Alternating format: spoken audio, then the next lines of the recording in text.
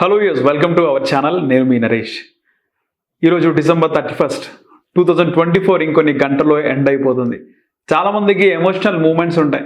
ఈ year end అయిపోతుంది అని చెప్పేసి. సో ఇంకొన్ని గంటల్లో 2025లోకి అడుగు పెట్టబోతున్నాం. అయితే 2024 ఎలాంటి అనుభూతులను మిగిల్చింది?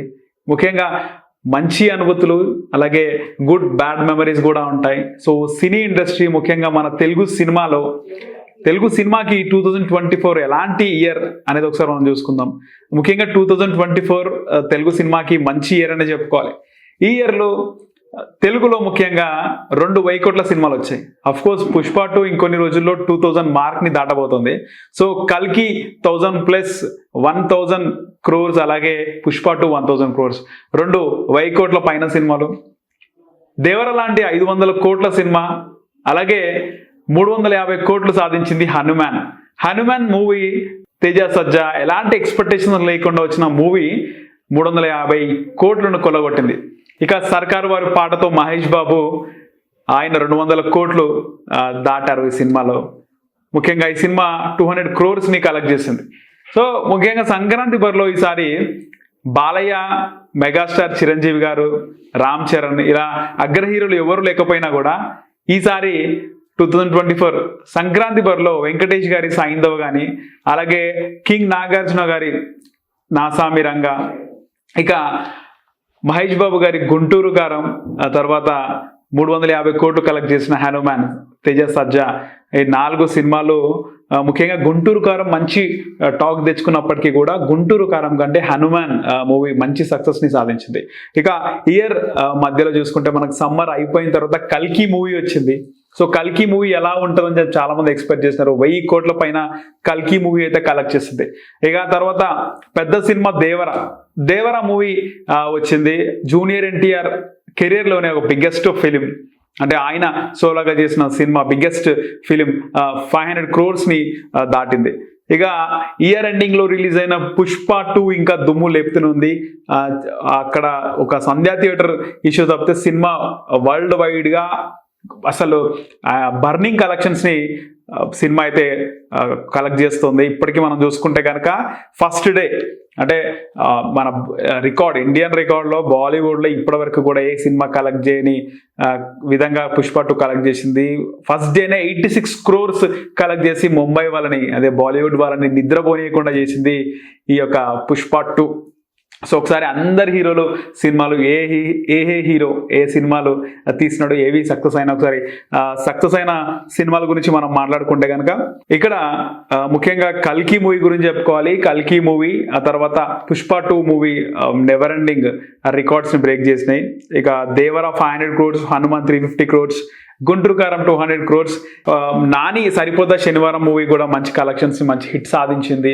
ఇక డబ్బింగ్ మూవీస్ చూసుకుందాము. డబ్బింగ్ మూవీస్లో అమరన్ చాలా పెద్ద హిట్ అని చెప్పుకోవాలి. అమరన్ కానీ లక్కీ భాస్కర్, ఈ 2 కూడా పెద్ద హిట్లు. ఇక మలయాళం మూవీ ప్రేమలు కూడా మంచి ట్రెండ్ని సెట్ చేసింది తెలుగులో. మంచి కలెక్షన్స్ని తెలుగులో కూడా రాబట్టింది, తెలుగు ప్రేక్షకులను ఆకట్టుకుంది ప్రేమలు మూవీ కూడా. ఇక ఇండియన్ టూ సినిమా చాలా రోజుల ముందు వచ్చినటువంటి భారతీయుడికి సీక్వెల్ ఇండియన్ 2 కానీ ఆ సినిమా నిరాశపరిచింది. కమల్ హాసన్ గారు ఎంతో ఎక్స్పెక్టేషన్ పెట్టుకున్నారు తెలుగు వాళ్ళు, కానీ ఆ సినిమా పెద్దగా ఆడలేదు. ఇది ఒక డిజాస్టర్ లాగా మిగిలిపోయింది. ఇక తర్వాత ముఖ్యంగా మాట్లాడుకోవాల్సింది రాజ్ తరుణ్, మోహన్ బాబు వాళ్ళ ఇష్యూల కోసం. ఆ ఇష్యూలే ఈ ఇయర్ మొత్తం కూడా నడిచినాయి. రాజ్ తరుణ్ సినిమా రిలీజ్ అయింది, ఫ్లాప్ అయింది. రాజ్ తరుణ్కి పర్సనల్గా కూడా లావణ్య అనే మహిళ బయటకు వచ్చి రాజ్ తరుణ్ని నిజంగా చెప్పుకోవాలంటే చాలా వరకు కూడా ఇబ్బంది పెట్టిన సంఘటనలు రాజ్ తరుణ్ ఈ ఇయర్ ఫేస్ చేసినాడు. సో రాజ్ తరుణ్ సినిమా కూడా రిలీజ్ అయింది, పెద్దగా ఆడలేదు. కానీ మోహన్ బాబు మంచు ఫ్యామిలీ, మోహన్ బాబు సినిమా కానీ, లేకపోతే మంచు విష్ణు సినిమా కానీ, మంచు మనోజ్ సినిమా, ఏ సినిమా కూడా రిలీజ్ కాలేదు. కానీ వాళ్ళ ఫ్యామిలీ పరంగా ఈ ఇయర్ చాలా ఫేస్ చేసినారు. ఈ ఇయర్ మొత్తం కూడా మంచు మనోజ్ కానీ మంచు విష్ణుకి ఏమీ కూడా బాగలేదు. వాళ్ళకు ఫ్యామిలీ పరంగా ఇది ఒక బ్యాడ్ ఇయర్ అని చెప్పుకోవాలి.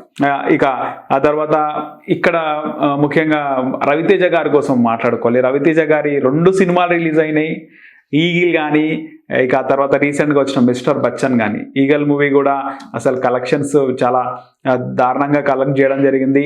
ఇక మంచి ఫామ్లో వచ్చినటువంటి mister Bachchan movie mister Bachchan పోయి మంచి ప్రమోషన్స్ పరంగా అంతా బాగున్నప్పటికీ కూడా మిస్టర్ బచ్చన్ కూడా బాక్స్ ఆఫీస్ వద్ద బోల్తా పడిందని చెప్పుకోవాలి. పెద్దగా సినిమా సక్సెస్ అవ్వలేదు. అలాగే వరుణ్ తేజ్కి కూడా చాలా బ్యాడ్ ఇయర్ అని చెప్పి, అలాగే మట్కా సినిమాతో వరుణ్ తేజ్ వచ్చినాడు, ఆయనకు కూడా బ్యాడ్ ఇయర్. సినిమా ఎక్కడ కూడా పెద్దగా ఓపెనింగ్స్ కానీ కలెక్షన్స్ పెద్దగా సినిమాకి రాలేదు. సినిమా కూడా డిజాస్టర్గా మిగిలింది.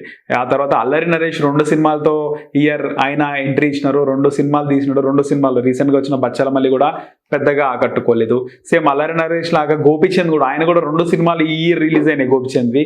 సో ఆయనకు కూడా 2 సినిమాలు అనుకున్నంత విధంగా ఆడలేకపోయాయి. ఇక నాని సరిపోదా శనివారంతో ఆయన కూడా సినిమా రిలీజ్ చేయడం జరిగింది. ఆ సరిపోదా శనివారం కూడా పెద్దగా అంటే ఆయన అనుకున్నంత సక్సెస్ కాలేదు.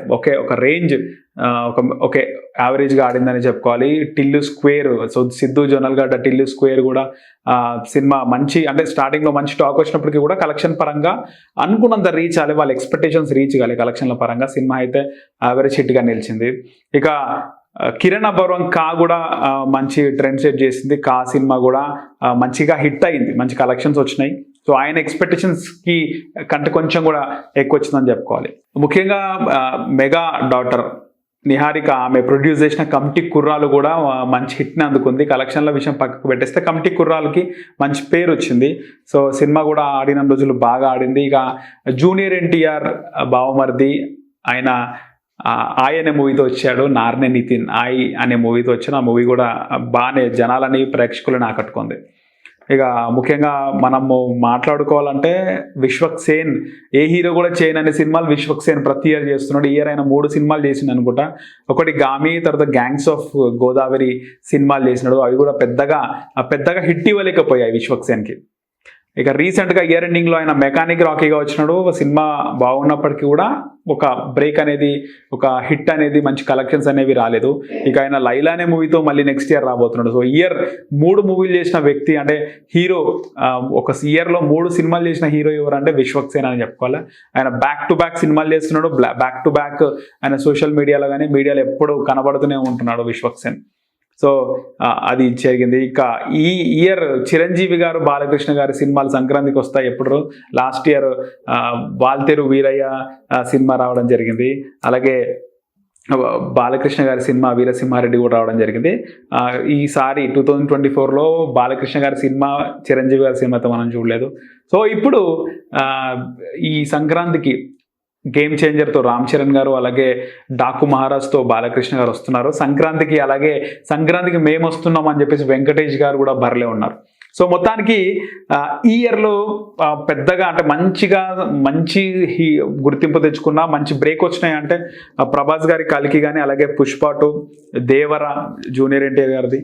సో ఎలాంటి ఎక్స్పెక్టేషన్స్ లేని హనుమాన్, ఆ తర్వాత సరిపోదా శనివారంతో నానికి కానీ, అలాగే కా సినిమాతో కిరణ్ అబ్బవరం కానీ, ఇక ముఖ్యంగా తేజ సజ్జా, సిద్ధు జొన్నలగడ్డ వీళ్ళందరూ కూడా సక్సెస్ఫుల్ హీరోస్గా చెప్పుకోవచ్చు. సిద్ధు జొన్నలగడ్డ కానీ, దుల్కర్ సల్మాన్ కానీ, అలాగే కిరణ్ అబ్బవరం, తేజ సజ్జా వీళ్ళందరికీ కూడా మంచి గుర్తింపు వచ్చింది. ముఖ్యంగా లాస్ట్ అండ్ ఫైనల్ ఇక్కడ ఊరి పేరు భైరవకోన సినిమాతో సందీప్ కిషన్ మంచి సినిమా తీశారు. సినిమా మంచి టాక్ వచ్చింది.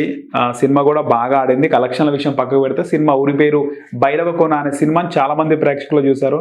సో మంచి టాక్ని అయితే తెచ్చుకుంది. ఆ సినిమాలోనే ఒక సాంగ్, మెలోడీ సాంగ్ ఒక హిట్గా అయితే నిలిచింది. సో మొత్తానికి ఈ ఇయర్ తెలుగు వాళ్ళు గర్వపడేలాంటి సినిమాలు కల్కి, పుష్ప 2 లాంటి సినిమాలు వచ్చే మళ్ళీ మంచి అంటే ఎప్పుడు ఇలాంటి సక్సెస్ రాదేమో అని చెప్పుకోవాలి. ముఖ్యంగా కల్కి ఇలాంటి సినిమా రావడము, 1000 కోట్లు కొల్లగొట్టడం అది కూడా మంచి పరిణామం. అలాగే పుష్ప 2 ఇలాంటి సక్సెస్ నాకు తెలిసి మళ్ళీ ఎప్పుడు వస్తుందో, ముఖ్యంగా తెలుగువాడిగా గర్వపడాల్సిన విషయం. పుష్ప 2 ఇంకా కలెక్షన్ల సునామీ సృష్టిస్తూనే ఉంది. దేశవ్యాప్తంగా రికార్డులన్నీ తిరగరాస్తోంది. సో ఇలాంటి సినిమా 2024లో రావడం ఒక మర్చిపోలేని ఇయర్ అనమాట. పుష్ప 2 రిలీజ్ అయిన ఇయర్ 2024 అనే చెప్పుకోవాలి.